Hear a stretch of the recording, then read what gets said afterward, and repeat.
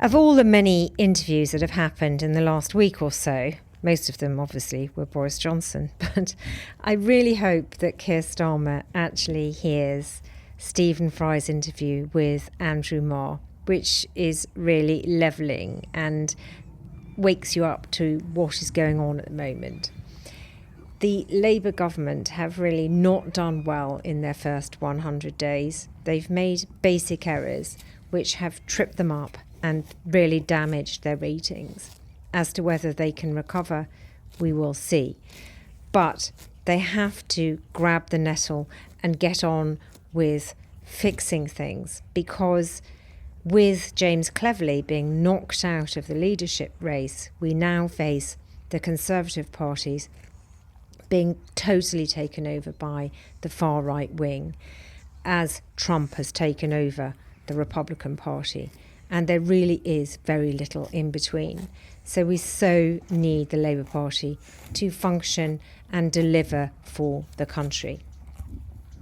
And it's partly a finger up to Brexit, obviously.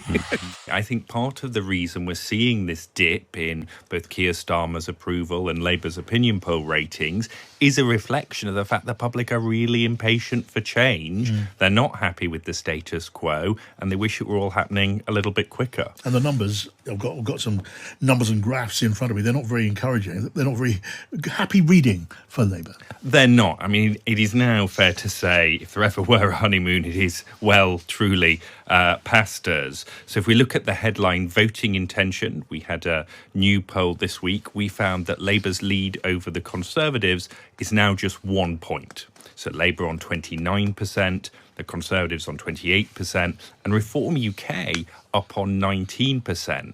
And that's pretty extraordinary on lots of levels. I mean, obviously, just one poll, but the fact that neither of the two main parties are above 30 shows that fragmentation in our politics is continuing.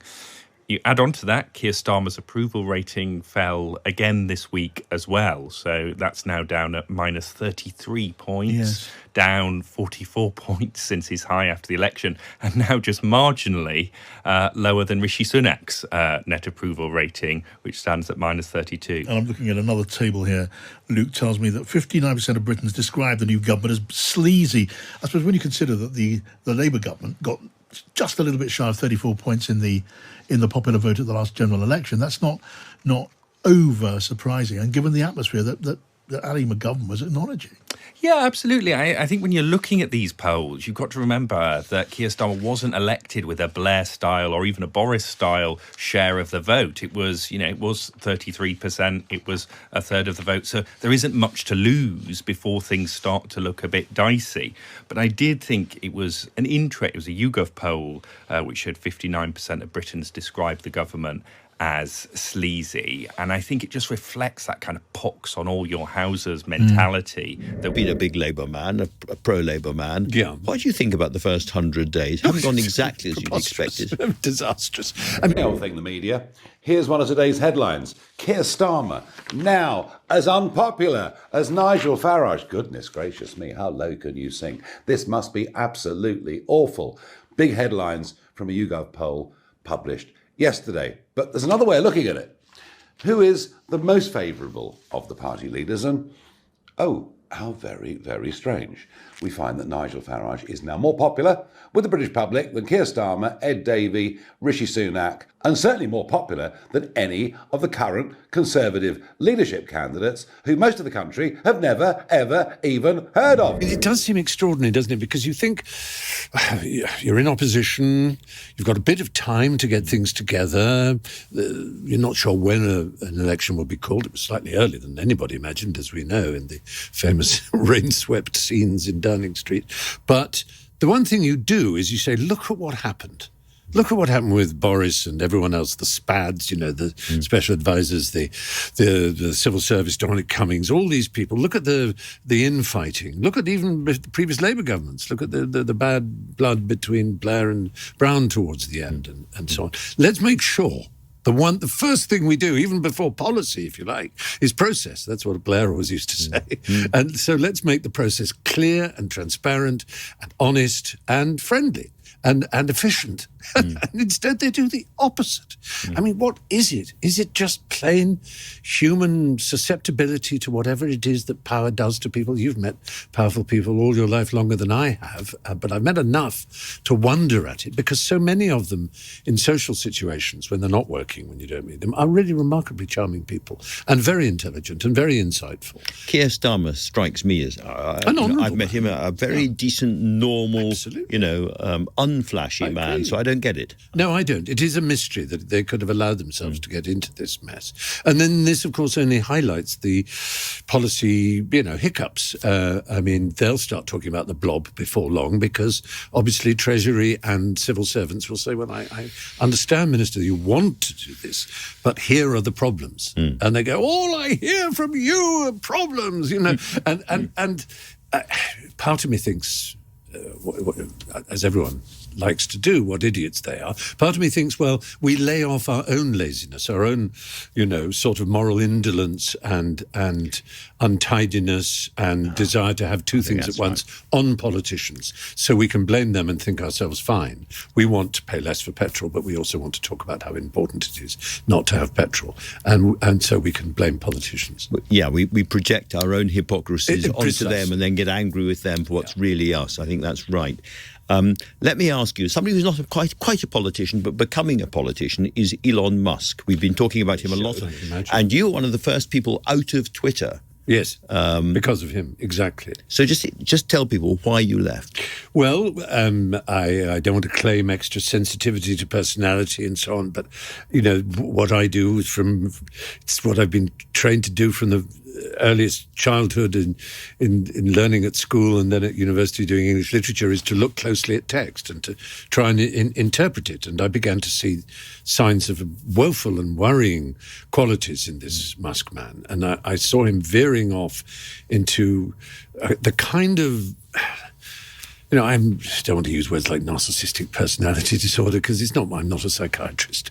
But the kind of self-obsessed inability to take criticism that one sees in Trump, and one knows from certain people when they're drunk, but not normal people when they're sober or thoughtful. And certainly it's not a very British thing, And I just thought, this man is going off the rails severely, and it seems he's gone further and further towards the dark side. Well, I'm glad you mentioned British in that context, because he seems to have something against us. I'm not quite sure what. Well, at the time of the riots, he was saying this is a country on the edge of civil war.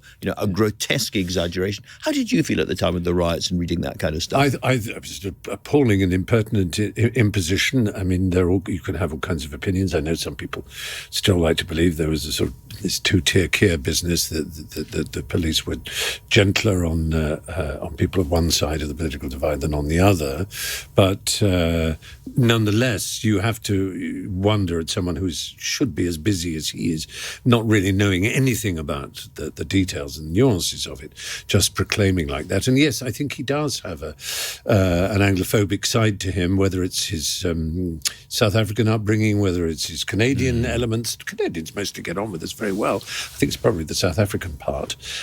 Maybe, I don't know.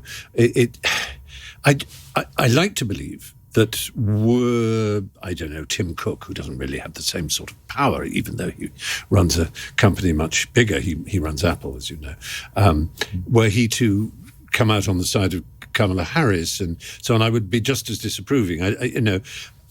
I've started to be very disapproving of me making any political comments, to be honest. I didn't at this last election. The last time I sort of flapped my opinions about was really during Brexit.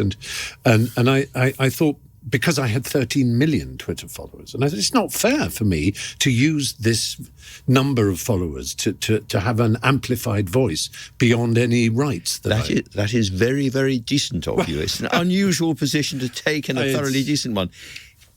We are on the edge, perhaps, of Donald Trump coming back with Elon Musk as his wingman, or one of his wingmen, J.D. Vance on the other side. How would you feel about it? I mean, you go to America a lot. Would you go back to America? Would you feel comfortable in America in those circumstances? It's odd. I mean, when I mostly go, it's New York and California, where, of course, they're almost separate republics now in terms of all sort of cultural discourse and so on. So it's very hard. I've travelled in the parts in between what are smugly called, and this is part of the problem in America, is the smugness of the so-called coastal metropolitan elites, what are called the flyover states. And it is, I used to describe it as I don't know if you ever knew in New York, the Carnegie Deli, which is a fantastic old-style New York deli, it's sadly closed now. And you go and you get a corned beef sandwich or a Reuben sandwich, and you get this incredibly thin rye bread, and in between it, this astounding beef, massive this meat, massive pastrami or corned beef, a huge amounts, more than you've ever seen before, and this, as I say, tiny bread. And America's like that, California and New York, these thin bits, and if you think you know the sandwich just from the thin rye bread, you're making a terrible mistake. You have absolutely no idea. The weather continues to be an enormous challenge for us. We're not sure if we're going to be able to get our maize in again. This happened last year. We're watching it like a hawk, but as you can see, there's a lot of water around and time is ticking on. Anyway, hope you enjoyed the video. Don't forget to subscribe and hit the notification button, and do comment below. Let me know what you think.